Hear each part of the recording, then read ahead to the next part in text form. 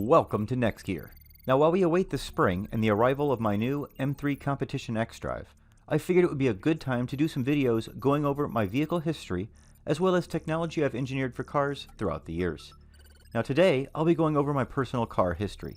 In doing so, I'll discuss what led me to get that car, my thoughts on it overall, and its performance specs. Let's get into it. Now my first car, well, two cars really, were both my father's. They were a white 87 Mustang convertible and a 92 Mustang convertible, and they're what I was fortunate enough to drive in high school. Now both of these cars were the 2.3 liter 4-cylinder models, so they weren't very fast by any means. They only had 88 horsepower and 122 torque, and the stats from the time show that they took 13.7 seconds to go from 0 to 60 miles an hour. The quarter mile took 19.3 seconds at 70 miles per hour. This makes them the slowest cars that I drove in my history, but looking back on it, it was amazing to be allowed to drive these two vehicles for my first two cars, so thanks, Dad.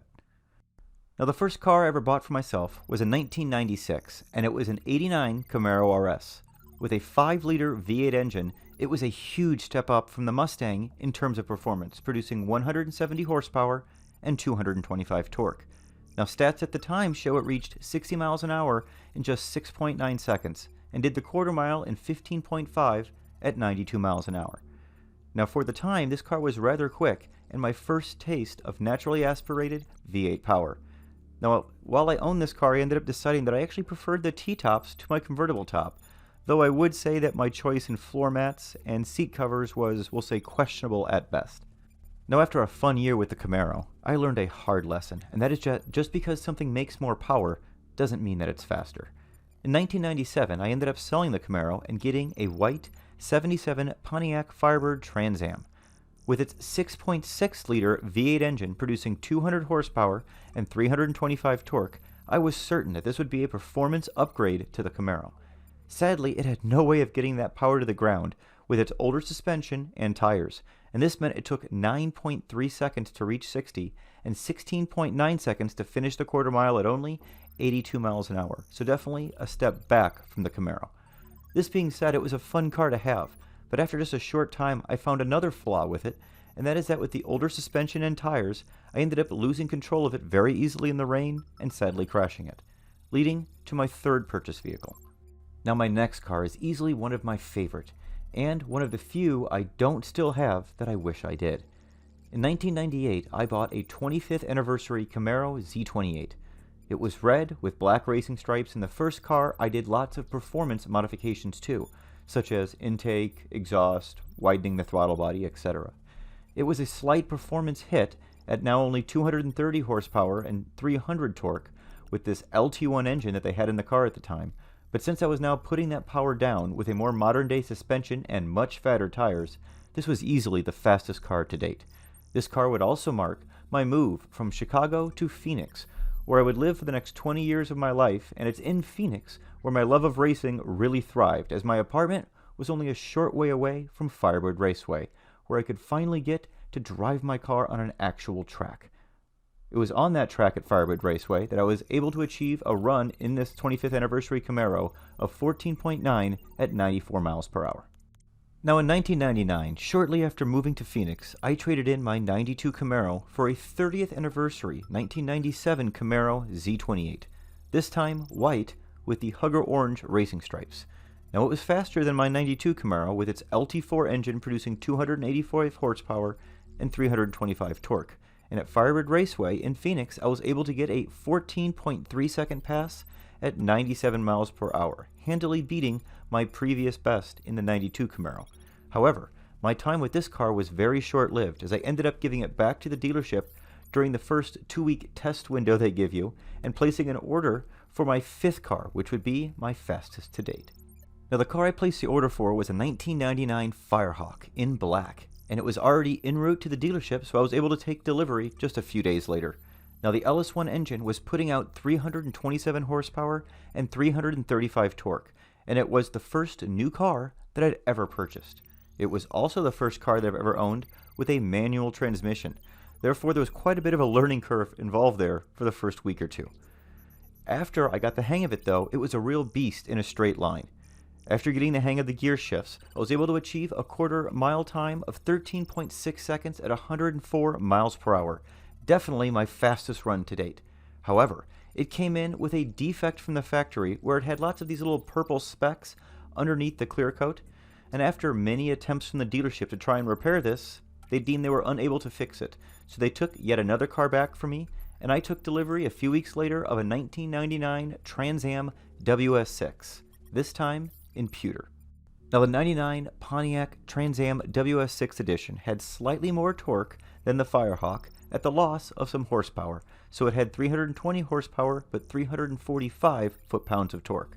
And when I tested it at Firebird Raceway, I was able to shave another tenth off my time, now getting a run of 13.5 seconds at 106 miles per hour.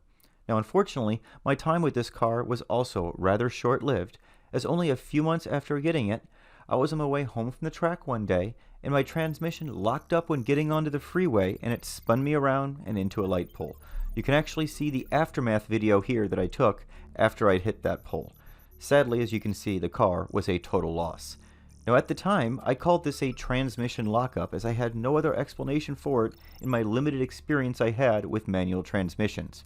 Now having driven manual transmission cars for 23 years, I think what probably happened is I was going from third to fourth, must have missed fourth and put it into second, and as I let the clutch out, it of course put all that power to the rear wheels and spun the car around on the rather dusty on-ramp onto the freeway. A hard lesson to learn for sure. Now after the accident at the WS6, I decided I wanted to try two things I hadn't done before. The first was to rebuild an older car, not to race or anything, but just to kind of have that classic automobile that I'd become attached to. I'd always had my eye on the 67 to 69 Camaros and 70 to 72 Chevelles, and was able to get a 72 SS 454 Chevelle that was in pretty bad shape but for cheap locally. It ran well enough for me to get a few passes in at the track, and I was able to get a quarter mile time of 15.1 at 93 miles per hour. However, as I said, it was very beat up, and the goal here wasn't to race it, but to restore it. So I started a complete restoration of stripping her down so that I could start slowly rebuilding her in my spare garage. Now while doing this restoration, I also started the second thing I was becoming interested in, autocross. Now with autocross and timed lap events, I had found a new form of racing that I was enjoying far more than the straight line performance of quarter mile racing, and instead focusing on cornering. I purchased a 99 Subaru Impreza RS to start taking to some local track and autocross events at Firebird Raceway.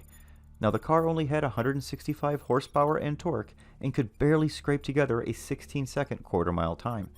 Even with this substantial reduction in straight line performance though, the cornering speeds were substantially higher due to the all-wheel drive system in this vehicle. I found myself enjoying the car far more overall on the track than I ever did in my previous V8 American cars. After enjoying the Impreza for a year on the track and realizing how much of a project I was in for my restoration project with the Chevelle, I decided to change gears, and I got rid of both the Impreza and the Chevelle for a car that I felt would be a better car for my newfound love of track events. Now the car I chose was the 2001 Acura Integra Type R in Nighthawk Black Pearl. It was unlike any car I had owned before and was the most amazing handling car around the track. The front-wheel drive system in that car pulled me around the corners, allowing me to achieve easily my highest cornering speeds to date in both autocross and track events, despite it only having 195 horsepower and 130 foot-pounds of torque. Now, due to this lower numbers, it was only able to achieve a 7-second 0 to 60 time and a 15.3-second quarter-mile time. That being said, I have never owned another car that has handled like this one, which makes it the second car from my past that I never wish I would have gotten rid of and I wish I had had back. These are also exceedingly rare these days, so count yourself lucky if you still have one and never let it go. They are so much fun to drive. Now, what I ended up doing was trading this in about 6 months after I took delivery for another car made by Honda that had just made its debut that I just had to have, the S2000. Now 5 years after my first car purchase, we have arrived at my 10th car already, and this is where our story finally starts to slow down. The S2000 was a miracle of modern science at the turn of the millennium. Honda had put out a car that weighed only 2,750 pounds and whose engine revved to 9,000 RPM with perfect 50-50 weight distribution. It was a force to be reckoned with in all types of environments. The street, the quarter mile, autocross, time-lapse, the car did it all. In my opinion, it was the best car ever made up until that date. The F20C engine produced 240 horsepower and 153 foot-pounds of torque, which may not sound like a lot, but due to its weight was more than enough. Now the quarter mile is easily this car's weakest event. In stock form, it was only able to pull off passes of 14.8 seconds at 94 miles per hour. But after undergoing a series of modifications, including intake, aftermarket computer, 477 gears, I was able to get a pass of 13.5 seconds at 104 miles per hour. That being said, you have to do some very high RPM clutch drops in order to actually achieve these times, and you're really kind of hurting your car by doing so. So I don't recommend you do the quarter mile that often in your S2000 because it's really just not where it shines. Where it shines is in the corners. As long as you are careful and mindful of the snap oversteer that can occur when you're on the edge with an S2000, it is a dream to drive around the track. After having an average of 2 cars a year since I started driving, I had finally found a car that I didn't want to replace with something else. Over the next 14 years and 90,000 miles, this remained my only car. During that time, I made several products for the S2000 and helped the early adoption of telematics, using the S2000 as the platform. Now look for videos covering these topics in the near future as we wait for the spring and the arrival of the M3. Now by 2015, I had 2 kids, and it was clear we needed a car more appropriate for our growing family. Now even though my Hondas were a huge step up in regards to build quality over my American sports cars, I wanted to step up that build quality even further with a luxury vehicle, and this time decided to go with a BMW. I found a blue 2009 335i with the M Sport package that only had 20,000 miles on it, and I could not be happier with this purchase. It's got the N54 twin-turbo engine producing 300 horsepower and 300 torque, and it's been the main vehicle for my family for the last 7 years. It has an automatic transmission with paddle shifters for manual control if you'd like, and all of the comforts of a proper luxury vehicle.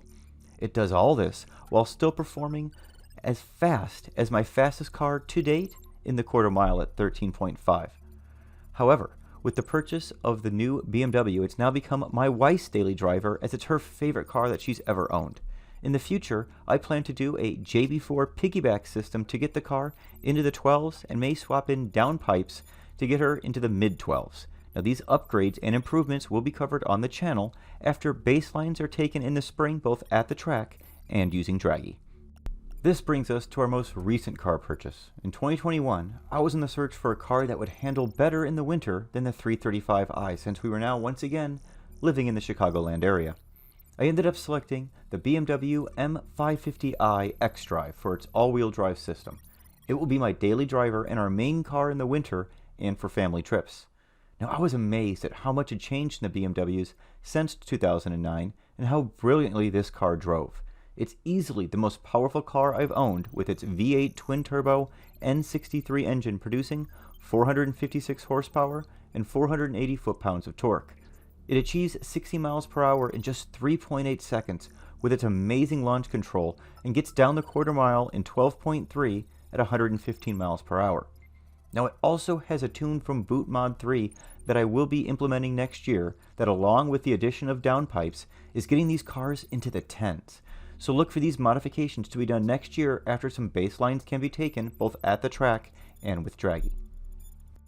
This brings us to the car we have on order. After falling in love with the new XDrive system in my M550i and seeing the incredible numbers that were being reported by the new 2022 M3 Competition XDrive owners, I couldn't help but put my order down for one of these. They have an S58 engine, which is a V6 twin-turbo producing 503 horsepower and 479 torque. 0-60 to time is achieved in just 2.9 seconds thanks to the XDrive system, and being reported are 11.1 second quarter mile times at 127 miles per hour. There's also some people that have just beginning to do some basic tunes to these and are already into the 9s. So the potential here in the future is absolutely incredible.